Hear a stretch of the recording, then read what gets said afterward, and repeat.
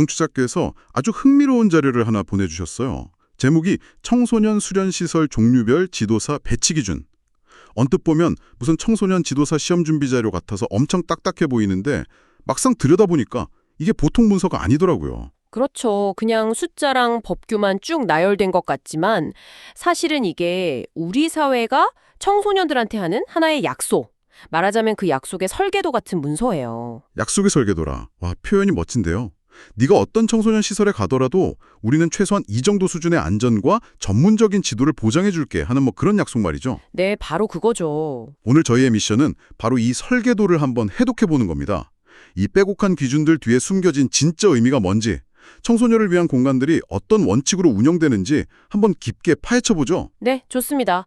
모든 걸 다 살펴볼 순 없으니까 이 설계도의 가장 핵심적인 원칙부터 시작해보죠.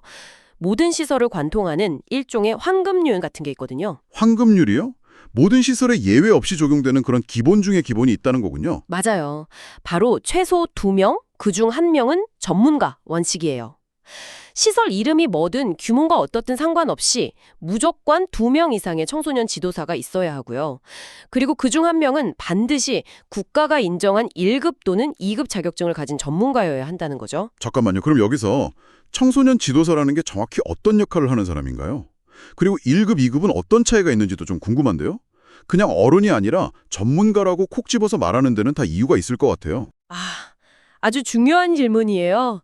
청소년 지도사는 단순히 아이들을 그냥 돌보는 사람을 넘어서요. 청소년들의 활동 프로그램을 직접 기획하고 진행하고 또 그 과정에서 청소년들이 성장할 수 있도록 돕는 전문 직업이에요. 아하. 2급 자격증은 관련 학과를 졸업하거나 일정 기간 실무 경력을 거쳐서 시험에 합격해야 하고요. 1급은 2급을 딴 다음에 추가적인 경력과 연수를 거쳐야만 딸 수 있어요. 그러니까 1급은 훨씬 경험이 풍부한 베테랑 전문가라고 보시면 돼요. 아하, 그렇군요.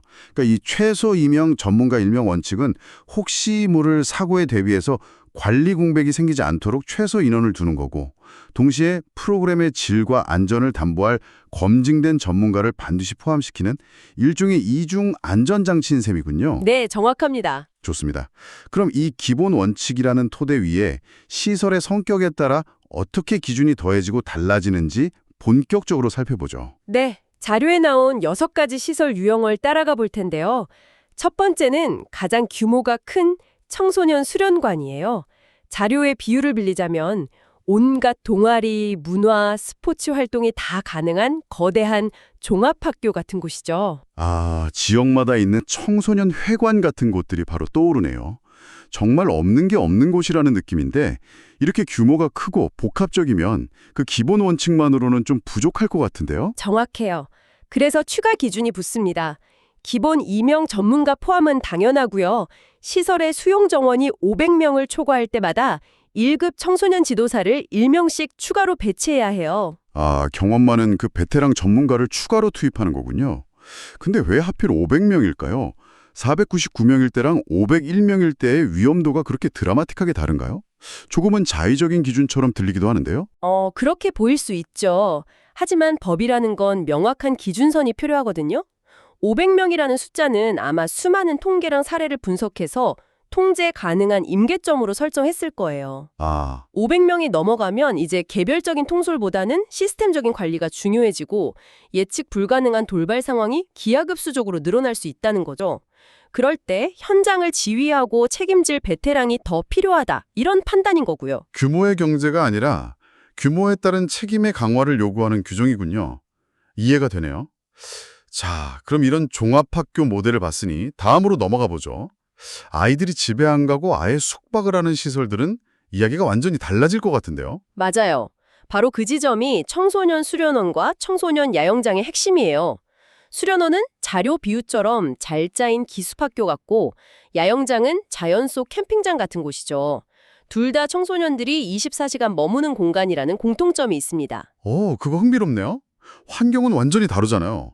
수련원은 통제된 건물 안에서의 활동이고 야영장은 뭐 날씨나 지형처럼 예측 불가능한 변수가 훨씬 많은 야외 활동인데 이 두 시설의 배치 기준이 어떻게 다른가요? 놀랍게도 똑같아요. 정말요? 네. 방금 살펴본 청소년 수련관처럼 가장 엄격한 기준이 적용돼요. 기본 임용에 수용 정원 500명을 넘을 때마다 1급 지도사를 추가하는 방식이죠. 그건 좀 의외인데요? 저는 당연히 야외 활동이 훨씬 유용하니까 야영장 기준이 더 까다로울 거라고 생각했어요. 왜 같은 기준을 적용하는 걸까요? 좋은 지적이세요. 아마도 입법자들은 두 시설의 위험 요소를 좀 다르게 본 것 같아요. 야영장은 자연이라는 외부적 변수가 위험 요소라면, 네, 그렇죠. 수련원은 수백 명의 청소년이 한정된 공간에서 24시간 함께 생활하면서 생기는 내부적 갈등이나 안전사고가 더 큰 위험 요소라고 본 거죠. 즉, 위험의 종류는 다르지만 그 총량은 비슷하다고 판단해서 동일한 수준의 전문가 배치를 요구하는 겁니다. 그렇군요. 위험의 종류는 달라도 숙박이랑 대규모 인원이라는 두 가지 핵심 요소를 공유하기 때문에 동일한 안전망을 적용한다. 이건 단순히 숫자만 봐서는 알 수 없는 깊은 의도가 숨어 있었네요. 자, 그럼 이렇게 크고 복잡한 시설들을 봤으니 이제 반대편으로 가보죠. 우리 동네에서 흔히 볼 수 있는 작고 친근한 공간들은 어떤가요? 네, 바로 청소년 문화의 집 이야기죠. 자료의 비유처럼 동네 문화센터나 사랑방 같은 곳이에요.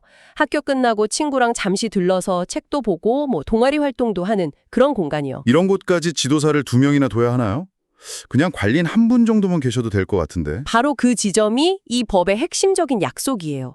시설이 작고 위험도가 낮아 보인다고 해서 전문가가 없어도 된다는 게 아니라는 거죠. 최소 2명, 전문가 1명 포함이라는 이 황금률은 여기서도 예외 없이 적용돼요. 그렇군요. 하지만 수련관처럼 500명 단위로 지도사를 추가하는 그런 복잡한 기준은 없겠죠? 네, 맞아요. 그건 적용되지 않아요. 기본 원칙만 지키면 나머지는 시설의 운영 시간이나 프로그램 특성에 맞춰서 탄력적으로 운영할 수 있습니다. 모든 곳에 똑같은 잣대를 들이대는 게 아니라 규모와 기능에 맞게 규정을 합리적으로 적용하는 거죠. 자, 지금까지 나온 시설들은 대부분 보편적인 활동을 위한 공간이었어요. 그런데 요즘엔 특정 분야에 아주 깊은 관심을 가진 청소년들을 위한 곳도 많잖아요. 예를 들면 미디어 제작이나 코딩, 환경 생태 같은 것들이요. 네, 바로 네 번째 유형인 청소년 특화시설이 그런 곳이에요. 자료에서도 과학고나 예술고 같은 특목고에 비유하고 있죠. 우주과학센터, 미디어센터, 생태체험관 같은 곳들이 다 여기에 해당됩니다. 여기는 정말 지도사의 역할이 중요하겠네요. 단순히 아이들을 관리하는 걸 넘어서서 전문적인 지식과 기술을 가르쳐줘야 하니까요. 법적 기준은 어떻게 되나요? 법적 최소 기준은 다른 곳들과 같아요. 2명 이상, 전문가 1명 포함. 하지만 이 시설의 진짜 가치는 그 법적 기준을 훨씬 뛰어넘는 데 있어요. 그게 무슨 뜻이죠? 예를 들어 청소년 미디어 센터를 운영한다고 한번 생각해 보세요.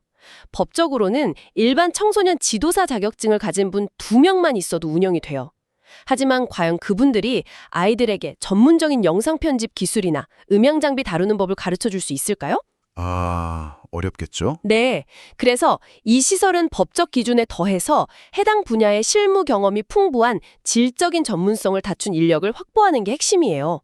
법은 최소한의 안전망일 뿐이고 시설의 정체성은 그 이상의 전문성으로 채워지는 거죠. 마지막으로 한 종류가 남았네요. 유스 호스텔. 이건 사실 좀 헷갈려요. 저는 그냥 여행객들을 위한 저렴한 숙소라고만 생각했는데 왜 청소년 수련 시설에 포함이 되는 거죠? 많은 분들이 그렇게 생각하세요. 하지만 유스 호스텔의 본질은 단순한 숙박업이 아니에요. 청소년들이 안전하게 여행하면서 다른 지역, 다른 나라의 친구들과 교류하고 성장할 수 있도록 돕는 청소년 활동 공간이라는 정체성을 갖고 있거든요. 잠만 자는 곳이 아니라 그 아래서 교류 프로그램이나 문화체험 활동 같은 게 이루어지기 때문에 수련시설로 보는 거군요. 바로 그거예요. 그래서 배치 기준도 상당히 엄격합니다. 숙박시설인 만큼 청소년 수련원과 똑같이 기본 2명에 수용 정원 500명을 초과할 때마다 1급 지도사를 추가로 배치해야 하죠. 여행 온 청소년들의 안전을 그만큼 중요하게 생각한다는 뜻이에요. 자, 이렇게 6가지 시설을 모두 훑어봤습니다. 종합학교, 기숙학교, 캠핑장, 동네 문화센터, 특목고, 여행자 숙소까지. 이 비율을 통해 보니까 각 시설의 역할이 머릿속에 명확하게 그려지네요. 이 모든 걸 종합해보면 이 배치 기준이라는 설계도가 우리에게 궁극적으로 말해주고 싶은 건 뭐라고 정리할 수 있을까요? 결국 이 모든 기준은 하나의 메시지로 수렴돼요. 우리는 청소년의 안전과 성장을 매우 중요하게 여기며 그것을 개인이나 시설의 선의에만 맡겨두지 않겠다. 뭐 이런 국가의 강력한 의지 표현인 거죠. 그냥 주먹구구식이 아니라 시설의 규모, 숙박 여부, 활동의 위험도 같은 변수들을 체계적으로 계산해서 만든 일종의 과학적인 안전망이라는 느낌이 드네요. 맞아요. 그래서 이 기준은 단순한 행정 규칙이 아니라 우리 사회가 미래 세대에게 제공해야 할 최소한의 환경에 대한 사회적 합의의 결과물이라고 볼 수 있어요. 법이라는 형태로 그 약속을 구체화한 거고요. 덕분에 이제 청취자께서 어떤 청소년 시설을 보시더라도 아, 저곳에는 저런 기준에 따라 우리 아이들을 지켜줄 전문가들이 있겠구나 하는 믿음을 가질 수 있게 된 거죠. 오늘은 청소년 수련 시설의 지도사 배치 기준이라는 조금은 생소할 수 있는 자료를 함께 해독해봤습니다. 이 딱딱한 법 조항 속에 숨겨진 청소년을 향한 사회적 약속과 체계적인 고민들을 엿볼 수 있는 시간이었던 것 같아요. 네. 그리고 이 모든 법적 기준은 어디까지나 최소선이라는 점을 기억하는 게 중요해요. 이건 목표 지점이 아니라 안전과 전문성을 보장하기 위한 가장 기본적인 출발선인 셈이죠. 네, 바로 그 지점에서 청취자께 마지막으로 생각해볼 질문을 하나 드리고 싶네요. 오늘 우리는 법으로 정해진 최소한의 약속을 확인했습니다. 그렇다면 이 최소 기준을 넘어서 청소년들에게 잊지 못할 최고의 경험을 선물하는 훌륭한 시설을 만드는 진짜 차이는 어디에서 올까요? 법으로 정한 지도사의 숫자 너머에 있는 그 질이라는 공간은 과연 무엇으로 채워져야 할지 한 번쯤 고민해 보시는 것도 의미 있을 것 같습니다. 우리 아이들이 가는 청소년 수련관이나 동네 문화의 집 있잖아요. 거기에 전문가가 과연 몇 명이나 있어야 하는 걸까요? 혹시 생각해 보신 적 있으세요? 이게 사실 아이들 안전이랑 정말 직결된 문제거든요. 오늘 그 핵심 규칙, 청소년 지도사 배치 기준에 대해서 아주 쉽고 명확하게 한번 파헤쳐 보겠습니다. 정말 중요한 질문이죠. 청소년들이 마음껏 꿈을 펼치는 바로 그 공간, 그곳의 안전과 프로그램 수준은 대체 무엇으로 보장될 수 있을까요? 그 답은 바로 사람, 그러니까 자격을 갖춘 지도사에 있습니다. 이게 시설 종류도 많고 규정도 많아서 되게 복잡해 보일 수 있는데요. 사실은 이 모든 걸 관통하는 아주 간단하면서도 강력한 원칙, 딱 하나에서 모든 게 시작됩니다. 자, 그럼 그 황금률이 뭔지 바로 한번 들어가 보죠. 이건 뭐 시설이 크든 작든 종류가 뭐든 상관없이 모든 청소년 시설이라면 무조건 지켜야 하는 절대 원칙입니다. 짜잔! 바로 이 숫자 둘입니다. 아니, 이게 다야? 싶으시죠? 그런데 믿기 힘드시겠지만 우리나라 모든 청소년 시설의 안전과 전문성이요. 바로 이 숫자 둘에서부터 시작됩니다. 자, 그럼 이게 대체 무슨 뜻일까요? 이게 바로 그 황금률의 내용입니다. 그러니까 최소 2명의 지도사가 있어야 하고 그중 1명은 반드시 국가가 공인한 1급이나 2급 자격증을 가진 진짜 전문가여야 한다는 거죠. 이게 바로 모든 시설에 똑같이 적용되는 안전의 최저선인 셈이에요. 자, 이제 이걸 바탕으로 첫 번째 시설 그룹부터 한번 살펴볼게요. 청소년 활동을 위한 크고 종합적인 공간이죠. 바로 청소년 수련관과 청소년 수련원입니다. 이 두 시설 이름은 비슷해서 헷갈릴 수 있는데 이렇게 비유하면 아주 쉬워요. 수련관은 다양한 동아리 활동이 가능한 종합학교 같고요. 수련원은 숙박하면서 야외 활동을 하니까 기숙학교나 캠프 같은 느낌이죠. 근데 핵심은 뭐냐? 둘 다 규모가 크다는 거예요. 그래서 기본 2명에다가 수용 인원이 많아질수록 지도사를 더 둬야 한다는 똑같은 규칙이 적용됩니다. 이 추가 규칙 되게 체계적이지 않나요? 한번 보세요. 일단 기본 2명으로 500명까지는 커버가 되는 거예요. 그러다가 500명이 넘어간다? 그럼 그때부터 500명 단위로 한 명씩 추가되는 거죠. 그러니까 청소년 수가 아무리 늘어나도 안전이나 관리 수준은 똑같이 유지하겠다. 뭐 이런 합리적인 장치라고 보면 됩니다. 자, 이렇게 큰 시설들을 봤으니까 이번에는 좀 더 작고 전문화된 공간들로 가볼까요? 바로 청소년 문화의 집과 청소년 특화 시설입니다. 이 두 시설의 키워드는 유연성이라고 할 수 있어요. 우리 동네에 있는 문화센터 같은 문화의 집이나 과학고처럼 특정 분야에 집중하는 특목고 같은 특화시설은요, 대규모 인원보다는 딱 정해진 목적이 더 중요하거든요. 그래서 인원수 기준으로 사람을 더 뽑는 게 아니라 프로그램에 맞춰서 필요한 전문가를 유연하게 배치하는 방식을 쓰는 거죠. 물론 기본 원칙 2명은 무조건 지켜야 하고요. 이제 마지막 그룹이네요. 청소년들에게 잠자리를 제공한다는 공통점이 있는 곳들이죠. 청소년 야영장이랑 유스 호스텔에 대해서도 알아보겠습니다. 자, 여기서 뭔가 패턴이 보이지 않으세요? 야외 활동 중심의 캠핑장인 야영장이랑 여행자 숙소인 유스호스텔, 이 두 곳 모두 아까 봤던 대규모 시설, 수련관이랑 수련원하고 똑같은 규칙을 따라요. 그러니까 총 6개 시설 중에 무려 4개가 같은 추가 규칙을 공유하는 거죠. 왜 그럴까요? 맞습니다.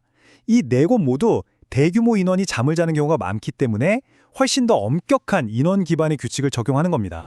자, 지금까지 각 시설별로 규칙이 무엇인지 what을 알아봤다면 이제부터는 그 규칙 뒤에 숨어 있는 왜, why에 대해서 이야기해 볼 시간입니다. 이 기준들이 도대체 왜 이렇게 중요한 걸까요? 결국 이 모든 기준들은 그냥 숫자 채우려고 만든 행정 규칙이 절대 아니에요.